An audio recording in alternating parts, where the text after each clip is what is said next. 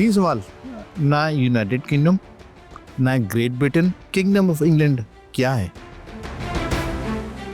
दूसरा सवाल, golden age of piracy क्या थी?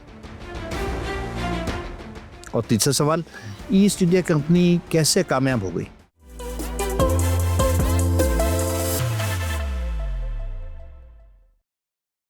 अस्सलाम वालेकुम, सैयद मोहम्मद जाफरी आपकी खिदमत में हाजिर है। ये हम बात कर रहे हैं क्वीन एलिजाबेथ के टाइम की, यानी कि 17th सेंचुरी।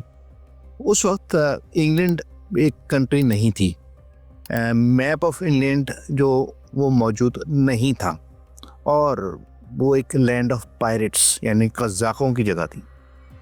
यहाँ के लोग इंग्लिश कहलाते थे, ब्रिटिश नहीं कहलाते थे। इससे पहले कि मैं आगे बढ़ूँ, मैं आपको कुछ क्लैरिफिकेशन देना चाहता हूँ। जब 1707 आया तो kingdom of Scotland kingdom of England के साथ मिल गई और ये ग्रेट ब्रिटेन कहलाने लगा। इसके बाद वेल्स और नॉर्थ आयरलैंड ये भी मिल गए, तो ये United kingdom of great Britain and north Ireland कहलाने लगा। अब हम वापस आते हैं अपने मौजू की तरफ। तो 16th and 17th सेंचुरीज में England was competing against Spain and Portugal to become economic power of Europe। तो एक दौड़ लगी हुई थी। उस ज़माने में स्पेनिश जो हैं उन्होंने साउथ अमेरिका पे कब्जा कर रखा था, जहाँ से वो गोल्ड और सिल्वर माइंस में माइनिंग करते थे। वहाँ के लोकल लोगों को इस्तेमाल करते थे एज अ कॉलोनी, और वहाँ से फिर शिप भर भर के और अपने मुल्क की तरफ रवाना करते थे। इस तरह पोर्चुगीज़ ने जो है ना वो ब्राज़ील और कैरेबियन आइलैंड्स पे कब्जा कर रखा था, और वो वहाँ कल्टीवेट करते थे शुगर केन, गन्ना उगाते थे। अगेन वहाँ के जो इंडिजिनस या मुकामी लोग थे उनको उन्होंने काबू कर रखा था। अब इन दो पावर्स को, जो कि यूरोपियन पावर्स थी, इनको एनकाउंटर करने के लिए इंग्लैंड ने दो रास्ते अपनाए। एक तो लेजिटिमेट ट्रेड यानी कि लीगल ट्रेड कह लें आप, और दूसरा कज़ाकी यानी कि पायरेसी। तो अभी हम देखते हैं कि ट्रेड में वो कर क्या रहे थे। ये वो ज़माना है जब इंडस्ट्रियल रेवोल्यूशन नहीं आया था। तो इंग्लैंड में जो थी वो कॉटेज इंडस्ट्री थी, जिसके ज़रिए वो वूल बनाते थे या वूल की प्रोडक्ट्स बनाते थे। लोकल्स में जो शीप्स थी वहाँ से वो उसका रॉ मटेरियल हासिल करते थे, और इस तरह ये खड्डियाँ लगा के उन्होंने ये वूल बनाई।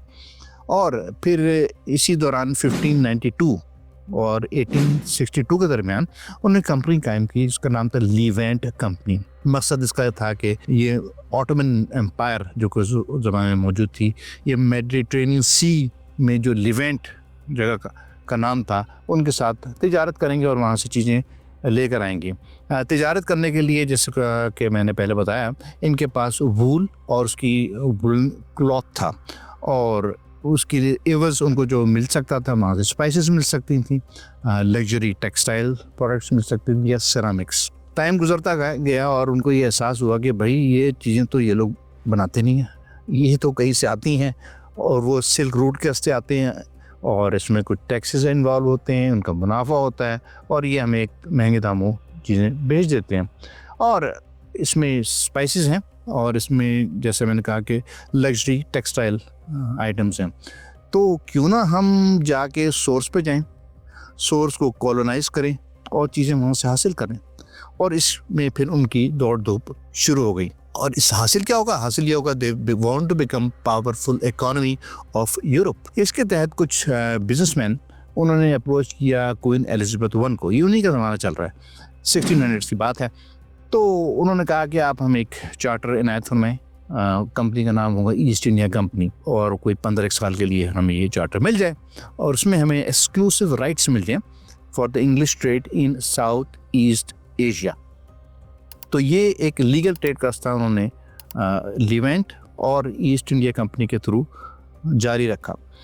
इसी दौरान यानी कि 1650 और 1730 के दरमियान जो है एक पीरियड कहलाता है गोल्डन एज ऑफ पायरेसी, यानी कि कज़ाकी का सुनहरे दिन। और ये वारदातें होती थी नॉर्थ अटलांटिक में और इंडियन ओशन के अंदर। अब इसके जहाँ तक इन्वॉल्वमेंट है, इंग्लैंड की इन्वॉल्वमेंट है, और दूसरी कंट्रीज़ भी थी, ये नहीं कि यही कसूरवार थे। और ममालिक भी ये काम कर रहे थे, नीदरलैंड भी ये काम कर रहा था, स्पेन भी इन कामों में इन्वॉल्व था, पोर्चुगीज था, मुकाबला था एक बेसिकली। तो इसके दो अदवार जैसे मैंने पहले कहा, इसमें जो पहला दौर है वो है 1560 से 1603 तक। और जो सरकार के लिए काम करते हैं पायरेट्स, जो कज़ाक सरकार के लिए काम करते हैं, उनको कहते हैं प्राइवेटियर्स। तो इसका यानी कि लीगल हैंड, यानी कि सरकार का अप्रूवल है, उनकी सरपरस्ती हासिल है कि माल लूट के आओ, हमारे दुश्मनों को लूटो बेसिकली, और उनसे जो माल हासिल होता है वो सरकार के ख़जाने में जमा करो, खुद भी खाओ और हमें भी खिलाओ। तो एक टर्म इस्तेमाल की गई सी डॉग्स, और उसके तहत शिप्स जो हैं वो टारगेट करते थे स्पेनिश शिप्स को, और जहाँ भी उनकी एसेट्स हैं, चाहे वो लैंड हो या वो सी हो, उनके ऊपर जो है वो दावे बोलते थे। इसमें बहुत से नाम मशहूर हुए, जॉन हॉकिंस है, हेनरी मॉर्गन है, फ्रांसिस ड्रेक है। इनको नाइटहुड भी मिली, यानी कि इनको सर का खिताब भी मिला। वजह कि उन्होंने सरकार के लिए माल लूट के लेकर आए और उनके कॉफर्स जो है सोने और चांदी से भरे। दूसरा दौर आता है बिटवीन 1715 से 1726 में। इस दौरान हुआ ये कि 1714 तक जो है इस जो स्पेनिश था जिनका कंट्रोल था साउथ अमेरिका के ऊपर, उनका ज़रा हाथ ढीला पड़ गया, उसका कंट्रोल लूज़ हो गया। तो वो वॉयजेस जो कि आती थी सोने और चांदी से लदी हुई, वो आनी तकरीबन नापैद हो गई। तो फिर ब्रिटिश ने कहा कि भाई हम ये जो रेड्स करते हैं, वॉयजेस करते हैं to rob these Spanish ships, उनकी भी ज़रूरत नहीं है। जब काम ख़त्म हो गया तो ये प्राइवेटियर्स जो कि क़ज़ाक़ थे वो भी फारिग हो गए। इस तरह जो मल्लाह, जो सेलर्स थे, वो भी बेकार हो गए। अब उन्होंने कहा कि अब हम क्या करें, उनका यही काम आता है और वो है लूटमार क़ज़ाक़ी, वो भी दरियाओं में, समुद्रों में। तो लेट्स डू दैट। तो अब जो इनका एरिया ऑफ ऑपरेशन था वो था कैरिबियन, और वो था इंडियन ओशन, वो था ईस्ट ऑफ नॉर्थ अमेरिका या वेस्ट ऑफ अफ्रीकन कोस्ट। इसमें एक बड़ा मशहूर वाक़या है और ये टाइम है 1695 का, जब गंज सवाई एक मुग़ल शिप थी जो कि हाजियों को लेकर आ रही थी मक्का से वापस India. It was guarded by there armed ship, armed boat कह लें तो ज़्यादा बेहतर वर्ड होगा। तो आर्म्ड बोट थी फ़तेह मोहम्मद, वो इसको गार्ड कर रही थी, और इसके बावजूद जो इनके पायरेट्स थे वो इन पे हावी हो गए। और इसका जो शख्स था जो कि इसने के वारदात की, उसका नाम था हेनरी एवरी। इस लूट मार में कुछ 7-8 दिन लगे, लोगों को काबू करना, उनको मारपीट करना, उनसे पूछना कि ये माल कहाँ तुमने छुपा रखा है। तो जो उनको हासिल हुआ कुल वो था 6 लाख पाउंड। इसके अलावा लोगों के पास सोना भी था, कुछ चांदी भी था, तो वो कोई 5 लाख का वो मालियत का सामान। तो बहुत बड़ी डकैती थी एक शिप के ऊपर। और इसका औरंगज़ेब बादशाह ज़माने में उनका दौरा था। उन्होंने ईस्ट इंडिया कंपनी से इस बात का एहतजाज किया और उन्होंने कहा कि भाई हमारा नुकसान पूरा करो। तो उन्होंने कहा कि अच्छा हम एक इंश्योरेंस क्लेम डाल देते हैं, जो यहाँ मौजूद दौर की भी प्रैक्टिस है। तो हम इंश्योरेंस क्लेम डाल देते हैं, उससे जो पैसे आएंगे उससे आपका नुकसान पूरा कर दिया जाएगा। हुआ नहीं हुआ इसका मुझे मालूम नहीं। इसके अलावा उन्होंने कहा अच्छा हम ये बंदे को हम ढूंढते हैं, हेनरी एवरी को, इस चोर को। तो it like manhunt of the century कहते हैं कि इसके पीछे गए अंग्रेज़ जो हैं हेनरी एवरी के ढूंढ निकाले हैं कौन, और इसको फिर हम कोई सज़ा दें इसको। तो बड़ी कोशिश की लेकिन हेनरी साहब हाथ आए नहीं, वो और उनका ग्रुप गायब। इसके अलावा यही जो पायरेट्स थे उन्होंने मुग़ल मर्चेंट्स यानी कि जो ताजर थे मुग़ल, उनको भी लूटा। इसमें इन लुटेरों में चंद नाम, ये क़ज़ाक़ों में इन चंद नाम आपको बताना चाहूँगा मैं। जैक रैकहैम, इनकी जो जोड़ीदार थी खातून थी एनी बॉनी। इसके अलावा विलियम किड, और इसके अलावा एक चौथा नाम एडवर्ड टीच। यूँ तो बहुत सारे थे लेकिन ये चंद एक नाम। इन सब को सज़ाए मौत हुई और कुछ एग्जीक्यूट भी हुए, और इसमें एनी को छोड़ दिया था कुछ और वजूहात की बिना के ऊपर। अब मैं इस क़ज़ाक़ी या पायरेसी या प्राइवेटियरिंग जो है, इस प्रोसेस को जोड़ना चाहता हूँ ईस्ट इंडिया कंपनी के साथ, और वही मेरा लास्ट था कि ईस्ट इंडिया सक्सेसफुल कैसे हो गई। जब ये कंपनी शुरू हुई तो जो अमला था वो तो सारे क़ज़ाक़ी थे, चाहे वो प्राइवेटियर्स हों या पायरेट्स हों। तो those were the people who were around. तो इसके जो इन्वेस्टर्स थे ईस्ट इंडिया कंपनी के, उनकी भी इन्वॉल्वमेंट रही है पायरेसी में। इसके जो एम्प्लॉयज़ बने यानी कि ईस्ट इंडिया कंपनी के जो मुलाजिमीन थे वो भी पायरेट्स रह चुके थे, तो जो माहौल था वो पायरेट्स का ही था। अब ये पायरेट्स एक ताजिर कैसे बन गए और इतने सक्सेसफुल कैसे हो गए? ठीक है, इसको सरकारी सरपरस्ती हासिल थी, लेकिन जो चीज़ें सामने आती हैं वो हैं एक तगड़ी फाइनेंसिंग और दूसरी है एक team effort to colonise the subcontinent. तो हम देखते हैं कि फाइनेंसिंग में ऐसा क्या ज़रूरी थी। तिजारत तो होती है लेकिन स्ट्रॉन्ग फाइनेंसिंग की क्या ज़रूरत उनको पेश आ गई? जैसा कि आपको मालूम है कि ईस्ट इंडिया कंपनी के अलावा और भी लोग इंटरेस्टेड थे सबकॉन्टिनेंट पे कब्जा करने के लिए। इसमें से एक कंपनी थी पोर्चुगीज़ ईस्ट इंडिया कंपनी, जो कि जॉइंट वेंचर था of Spanish and the Portuguese, duopoly कह लें उसको मोनोपोली की जगह। तो ये जो कंपनी थी ये डिसॉल्व हो गई आफ्टर सम टाइम इन 1633। उसके बाद एक और कंपनी थी डच ईस्ट इंडिया कंपनी, ये भी ज़्यादा अरसे ना चल पाए और 1799 में ये भी बैंकरप्ट होके डिसॉल्व हो गए। इसका मतलब ये है कि ज़ाहिर बात है जहाँ फ़ायदा होता है वहाँ नुकसान भी होता है, तो नुकसान वो सह नहीं सके। तो इसके अलावा भी कंपनी सी जापानी भी आए हुए थे इस एरिया के अंदर, लेकिन नोबडी वाज सक्सेसफुल। तो ये कैसे सक्सेसफुल हो गए? इनके पास इतना पैसा कहाँ से आ गया? जबकि ये they were dependent on piracy and कज़ाकी, इस तरह जब पैसे इकट्ठा हो रहा था ना, इनके पास टेक्सटाइल मिलें थी, तो ये कहाँ से पैसा आ रहा था? तो 1718 में 1718 में नेथन रॉथशाइल्ड ने यहाँ पर अपने कदम जमा लिए थे लंदन के अंदर और उन्होंने एक बैंक खोल लिया था और ये रॉथशाइल्ड फैमिली के ही सबूत हैं। तो इन्होंने जो है वो बैंक ऑफ इंग्लैंड और ब्रिटिश इकॉनमी है उस पर अपना असर रसूख हासिल कर लिया था, जिसके तहत उन्होंने नेथन ने बैंक ऑफ इंग्लैंड को कहा कि ब्रिटिश ट्रेजरी को 3 मिलियन पाउंड्स दे दिए जाएं एज लोन, और उसके साथ उसने कहा कि मुझे एक्सक्लूसिव राइट्स चाहिए for the lucrative trade routes and commodities in south east Asia. तो इस तरह पैसे की फरावानी थी, उतार चढ़ाव जो भी आया है उस पैसे ने उसको कवर कर लिया। तो अब इस तरह आप ये दे सकते हैं ईस्ट इंडिया ने अपने आप को एस्टेब्लिश कर दिया एज ट्रेडर्स। अब बाकी था कब्जा करना, to colonise it, to get hold of the administration in the subcontinent. तो दो अशखास ऐसे हैं जिनके नाम बहुत प्रोमिनेंट हैं, जिसकी जो की फिगर्स आप कह लें इनको, और उसमें से एक हैं रॉबर्ट क्लाइव और दूसरे हैं वॉरेन हेस्टिंग्स। अच्छा, जो इन्होंने जो दावा किया था वो बंगाल से शुरू हुआ था। It was the east coast of the subcontinent, और इसमें जो टर्निंग पॉइंट था वो that was battle of Plassey. Palashi is the जगह जिसको जो अंग्रेजी में प्लासी कहलाया जाता है। अच्छा, that was a turning point, meaning कि उन्होंने मुकम्मल कब्जा कर लिया और अपने कदम जमा लिए और एडमिनिस्ट्रेटिवली उनकी चीज़ें उनकी गिरफ्त में आ गई। तो इसमें रॉबर्ट क्लाइव जो शख्स था वो, उसके बारे में देखते हैं उन्होंने क्या किया।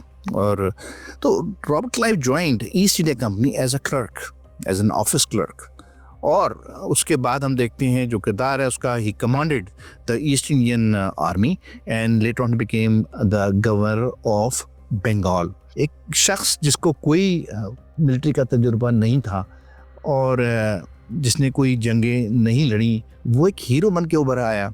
समझ नहीं आती बात, without any military skills, without any formal military training. ठीक है, ये वॉर नहीं थी, ये battle scene, but still it requires some skill. He was fighting against the Indian army.